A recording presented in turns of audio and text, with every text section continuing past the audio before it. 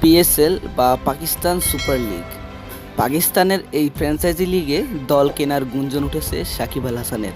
শোনা যায় লাহোর কালান্ডার্স নামে দলটি তিনি কিনতে চান। আদেও কি তা সত্যি? বিস্তারিত জানুন ভিডিওটির বাকি অংশে।